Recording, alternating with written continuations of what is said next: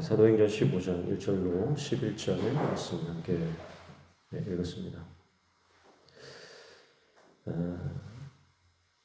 안디옥 교회에 유대로부터 온 그 크리스천들이 방문을 합니다. 근데 그들이 구원은 할례를 꼭 받아야만 구원을 받을 수 있다라고 하는 주장을 하게 되죠. 그래서 당시에 대부분 이방인들과 또 대부분 이제 이방인들로 구성되어 있는 이 안디옥 교회에서 이 문제는 굉장히 큰 파장을 일으키게 됩니다. 그래서 안디옥 교회는 이 문제를 심각하게 여기서 바울과 바나바를 예루살렘으로 파송하는 결정을 하게 됩니다. 예루살렘 회의, 이 예루살렘 회의는 굉장히 교회사적으로 중요한 회의죠.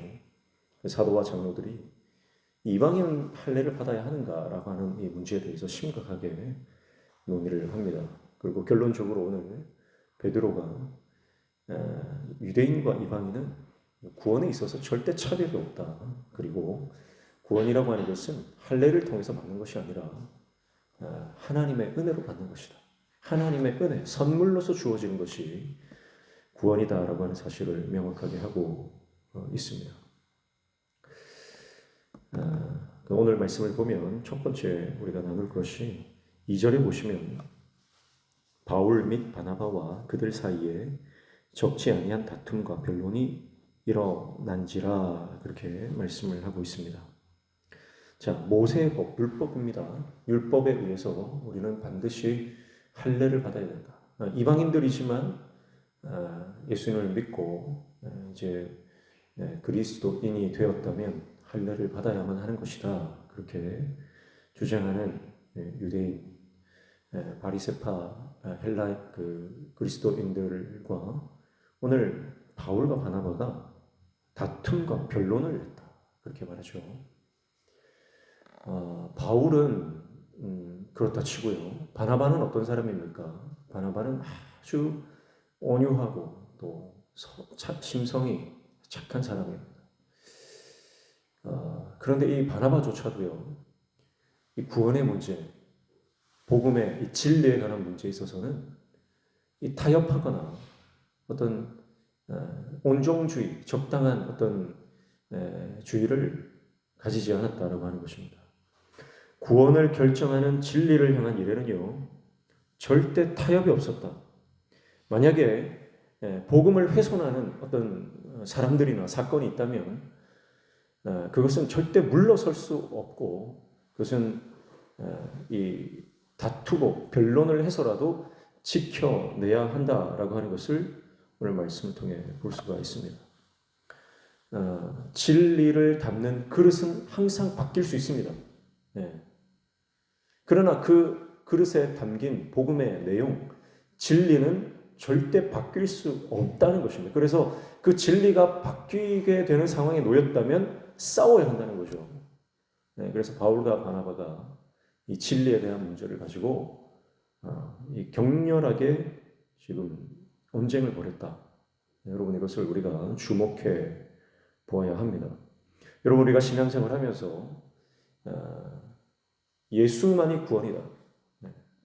예수님만이 길이요 진리요 생명이다. 여러분, 여기에서 물러서지 않기를 축복합니다. 어떤 상황이 닥쳐라도, 여러분, 어떤 사람들이 우리를 공격하고 위협한다 할지라도요, 여러분, 세상적으로 좀 권위가 있고 권세가 있고 힘이 있고 돈이 있고 그런 사람들이 우리에게 한마디 하면요, 우리가 벌벌 떱니다. 그러나 아무리 두려운 상황이나 사람이 우리에게 이렇게 주장한다 할지라도요, 물러서서는 안 되는 부분이 있다는 거예요. 다른 건 다 양보해도요, 진리는 양보할 수 없다는 거예요. 그래서 타협하지 않기를 축복합니다. 진리를 위해서 우리의 생명까지 내어놓을 수 있어야 합니다. 우리의 목숨을 걸 수 있어야 합니다.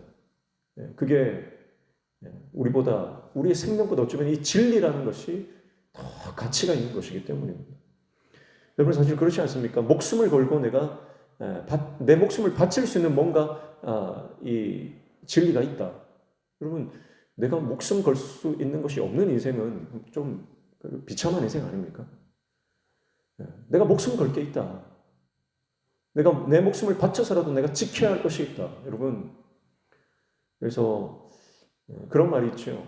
빼앗는 사람보다 지켜야 될 것이 있는 사람이 강하다는 거예요. 네. 오늘 저와 여러분이 진리가 상대화되는 것에 여러분 이 타협하지 않는 저와 여러분 되시기를 축복합니다. 네. 자, 그러면서 안디옥 교회는 2절 하반절에 보니까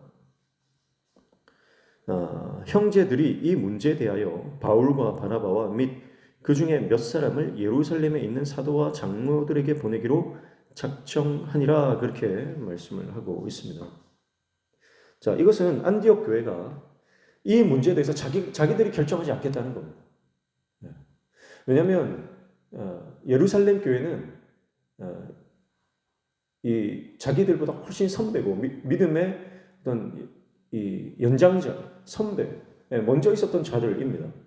그러니까 특별히 그들의 권위를 인정해주고 있는 거죠. 그래서 안디옥 교회는 안디옥 교회 안에 있던 리더십들을 그 예루살렘 교회에 파송함으로 인해서 이 중대한 문제에 대해서 이 자기들 안에서 결정하는 것이 아니라 사도들과 장로들에게 이 문제를 알려서 이 문제를 해결하고자 했던 것입니다.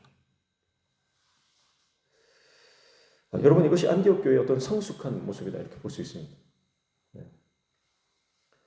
그래서 자신들이 이 문제를 자기들 선에서 결정해버리고 그 유대 형제들을 만약에 배격해버렸다라고 한다면 이 문제가 더 오랫동안 지속이 되었을 것입니다. 그러나 사도들을 향해서 이 문제를 보냄으로 인해서 이것이 복음 이방 선교의 문을 여는 놀라운 사건으로 연결되어지는 것을 우리가 볼 수가 있습니다. 그래서 바울과 바나바 그리고 교회 리더십들이 예루살렘으로 떠나게 되는데 예루살렘에 도착했을 때에 이제 이 문제는 아주 큰 이슈가 되었고 여기 예루살렘에서조차도 큰 어떤 논쟁이 있었습니다. 그러나 그때 마지막으로 이제 결론적으로 베드로가 이렇게 정리를 하죠. 7절에 보시면 많은 변론이 있은 후에 베드로가 일어나 말하되 형제들아 너희도 알거니와 하나님이 이방인들로 내 입에서 복음의 말씀을 들어 믿게 하시려고 오래전부터 너희 가운데 나를 택하시고 8절 또 마음을 아시는 하나님이 우리에게와 같이 그들에게도 성령을 주어 증언하시고 9절 믿음으로 그들의 마음을 깨끗이 하사 그들이나 우리나 차별하지 아니하셨느니라 말씀합니다. 자, 하나님은 이 구원의 문제에 있어서 이방인이나 유대인이나 차별하지 않는다. 차별하지 않으신다. 그것을 말씀하고 있고요. 그리고 11절에 그러나 우리는 그들이 우리와 동일하게 주 예수의 은혜로 구원받는 줄을 믿노라 하니라 그렇게 말씀합니다. 하나님은 유대인이나 이방인이나 차별하지 않으시고요.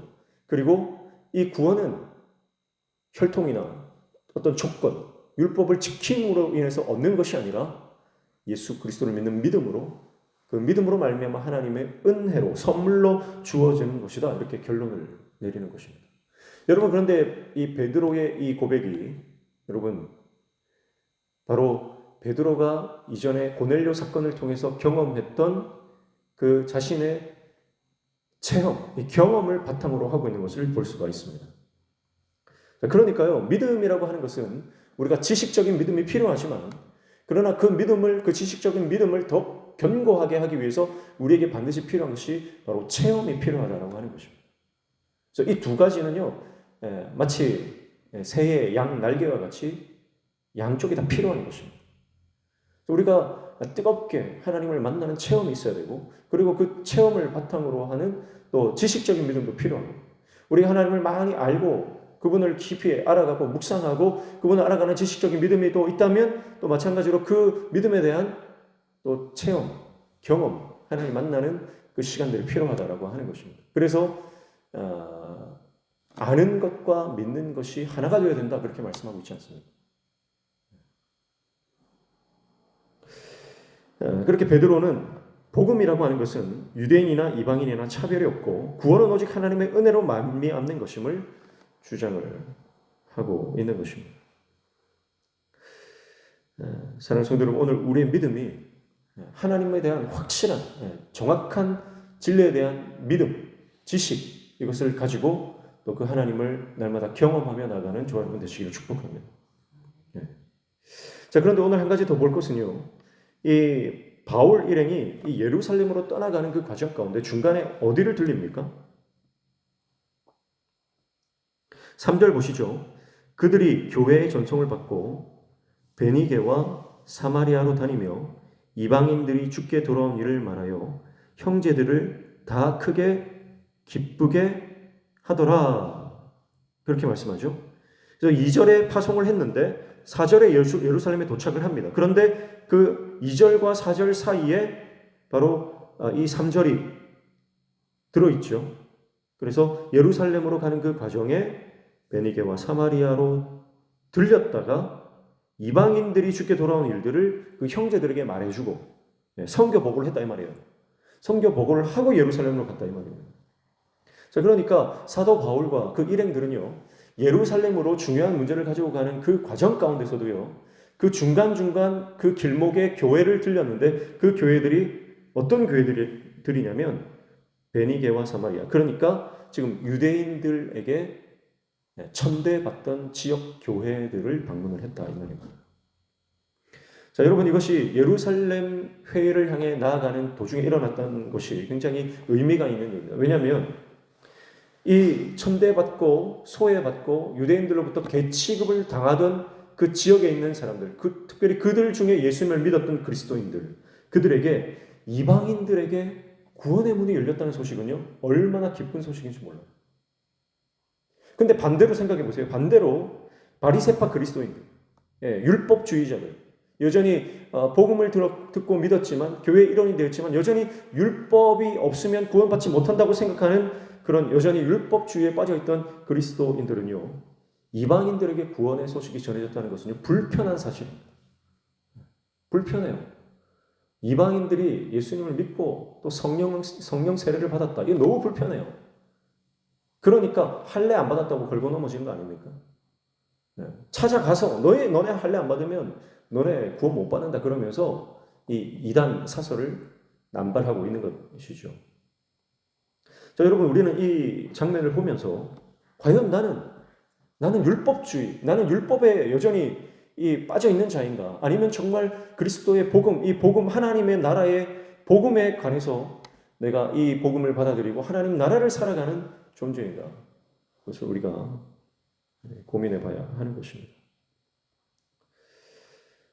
사랑하는 성도 여러분, 오늘 저와 여러분이 율법에 갇혀서, 전통에 갇혀서, 나의 고집에 갇혀서 다른 사람들이 어찌 되든 간에 내가 살아오던, 내가 믿어오던 그 신앙의 방식, 종교 행위, 거기에 갇혀서 이방인들이 구원받아도 기쁨이 없고 다른 사람들이 어찌 되든 아무런 상관이 없는 그런 율법주의적 이 세계관에 갇혀서 그렇게 종교 생활하는 존재가 아니라 사도 바울처럼, 그리고 예수님을 믿고 성령 세례를 받고 놀라운 게 하나님 나라에 포함되어져서 기쁨을 누리며 이 복음을 전하는 하나님, 이 복음과 하나님 나라를 위해서 자신의 인생과 생명과 모든 것을 바쳐 그 나라를 위해서 헌신하며 기쁨 가운데 살아가는 그런 바울과 그들의 삶처럼 우리의 인생이 하나님 앞에 쓰임받는 저와 여러분 되시기를 축복합니다. 여전히 율법주의에 갇혀있지 말고, 그래서 율법은 사람을 살릴 수 없습니다. 율법은 죄를 깨닫게 하는 거예요. 율법은 죄를 깨닫게 하고, 그래서 여러분 우리가 복음으로 들어가야 됩니다. 복음으로. 주일날 교회 안 나가면 벌 받을 것 같아서 교회 나온다면 여러분 그것은 율법주의예요. 여전히 율법주의에 갇혀 있으면 안 돼요. 복음은 여러분 우리가 신앙생활 하는 것이 일주일에 한 번 어떤 내 인생의 우선순위를 1순위부터 쭉 이렇게 나열을 한다 치면 복음이라는 것이, 내가 예수님을 믿는다라고 하는 것이 그 수많은 것들 중에 어떤 하나에 포함되어지는 것이 아니라, 복음은 우리 삶 전체를 뒤바꾸는 거예요. 우리의 삶의 가치관을 뒤바꾸는 겁니다. 우리의 삶의 판을 완전히 뒤집어 엎는 거예요. 내 완전히 생각이 바뀌는 것이고, 삶의 태도가 바뀌는 것이고, 삶의 우선순위가 바뀌는 것이고, 복음은요, 우리를 완전히 다른 존재로 바꾸는 것입니다. 그래서 이 하나님 나라의 복음, 진리를 내가 정확하게 깨닫고 믿고 예수 그리스도를 나의 구세주로 받아들였다면 내 삶의 주인이 바뀌는 문제예요. 그래서 완전히 내 삶이 완전히 뒤집어 엎어지는 그런 역사와 그 은혜가, 여러분, 우리가 이 종교 생활을 버리고 율법주의를 버리고 복음 안으로 완전히 들어갔을 때, 그래서 성령께서 우리 가운데 충만하게 임하셔서 우리가 강력한 성령의 기름 부으심을 받을 때 우리는 우리 삶의 놀라운 변화를 경험하게 될 것입니다. 그래서 이 복음의 사람은 사람을 살리는 거예요. 복음의 사람이 가는 곳마다 기쁨이 있습니다. 여러분, 이 바울을 보십시오. 바울이 지금 예루살렘으로 가는 그 과정 가운데 그 가는 걸음걸음마다 여러분 기쁨이 있지 않습니까? 큰 기쁨이 있는 거예요. 그러나 이 율법주의에 갇혀있는, 여전히 그 관습과 전통과 이 율법에 갇혀있는 사람들은 가는 곳마다 사람들이 근심에 쌓이고 걱정할 수밖에 없습니다. 여러분, 오늘 내가 복음의 사람인지 율법주의에 갇힌 사람인지 나 자신을 잘 살펴보고 돌아보며 내가 정말 가는 곳마다 이 복음을 선포하고 사람들을 살리고 내가 만나는 사람들마다 하늘의 기쁨을 얻게 되고 인생이 줄 수 없는 놀라운 위로와 평강을 받게 되고, 그래서 나를 만나는 사람마다 여러분 그 모든 마음에 그 아픔과 상처와 응어리와 고민과 모든 우울증들이 다 떠나가는, 어둠의 영들이 떠나가는 그 복음의 역사가 저와 여러분의 삶을 통해 일어나기를 축복합니다.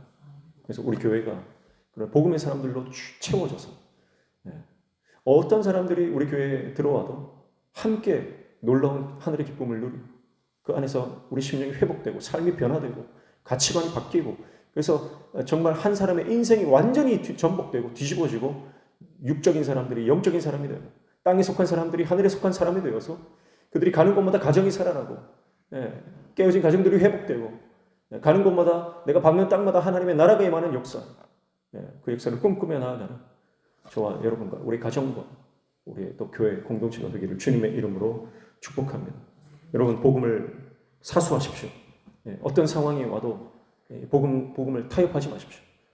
세상의 가치와 세상의 어떤 안락함과 이 복음을 바꾸지 마십시오. 세상의 어떤 철학이나 어떤 이념과도 이 복음을 여러분 바꾸지 마십시오. 복음을 훼손하는 모든 것에 대해서 우리는 영적으로 대적하며 싸워야 합니다. 진리는 우리가 그 진리를 진리라고 믿을 때 비로소 가치가 발생하는 거예요. 우리가 그 진리를 진리로 믿지 않고 대충 타협하고 넘어가도 된다 생각하면 그 진리의 역사가 우리 가운데 일어나지 않습니다. 그러나 우리가 이 진리를 위해서 목숨을 걸 때 여러분 반드시 이 진리의 놀라운 능력이 우리 삶 가운데 일어나게 될 줄로 믿습니다. 오늘도 진리의 사람, 성령의 사람, 복음의 사람들, 주님의 사명 능력 있게 감당하는 저와 여러분 되시기를 주님의 이름으로 축복합니다. 기도하겠습니다. 하나님 아버지, 복음은 차별이 없습니다. 오로지 은혜로, 믿음으로 우리에게 주어집니다. 그러나 여전히 우리 안에 이 복음을 복음으로, 진리를 진리로 받아들이지 못하고 이 복음을 위해서 우리 삶과 우리 인생을, 우리의 목숨을, 우리 삶을 바치지 못하고 여전히 타협하고 있는 우리의 안일한 신앙을 주님 불쌍히 여겨주시고 진리를 위해, 하나님 나라를 위해 우리의 인생을 걸 수 있는 하나님의 종 되게 도와 주시옵소서.